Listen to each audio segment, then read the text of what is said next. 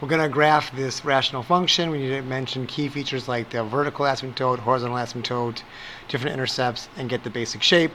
So to find that vertical asymptote, the line that the graph can never, ever, ever cross, we want to figure out which values for x might make the graph expression divide by 0, which is going to be, in this case, x equal to 1. There'll be a brick wall when x equals 1, because if I let x equal 1, I've divided by 0. Totally not cool. As far as the horizontal asymptote goes, we're going to look at the end behavior for very large x's. So I'm going to take the lead term from each polynomial. The lead term on the numerator is 2, and the denominator is x. So I'm going to examine this 2 over x and think about what happens when x gets very, very, very far away from 0. So as x gets very large, 2 divided by very large is very small. So this entire expression will tend towards 0. So my horizontal asymptote is at y equals 0. Draw that in like so.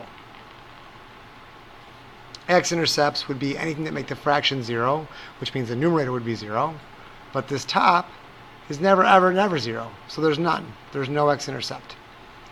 And the y-intercept is what I get when I plug in 0 for x. If I plug in 0 for x, it becomes 2 over 0 minus 1, which of course reduces to negative 2. I'll have a negative 2 right here. So those are the shapes that I have, the lines and stuff, and now I've just got to draw the shape of the graph.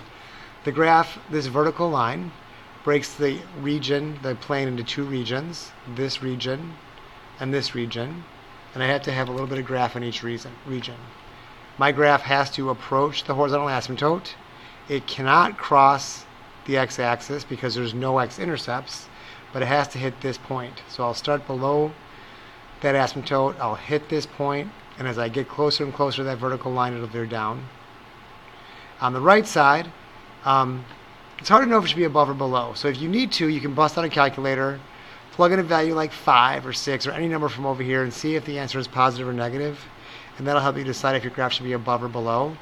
But I also had mentioned in class that since the multiplicity of the factor that causes asymptote, which was x minus 1, this multiplicity is 1. If this side is down, this side will be up. So the second part of the graph is going to look like this. So you can either do that by using the fact that the factor that created the asymptote has a multiplicity of 1, so these will be opposites. If you don't like that, pick any x value from over here that you want to. I'll pick 4. If I plug 4 into here, that becomes 2 over 3, which happens to be a positive number. Like I know 4 comma 2/3 is a point. So my sketch is not awesome. So I should draw it more like this. But whatever. I'm not too worried about that. That'll be your final graph for that picture.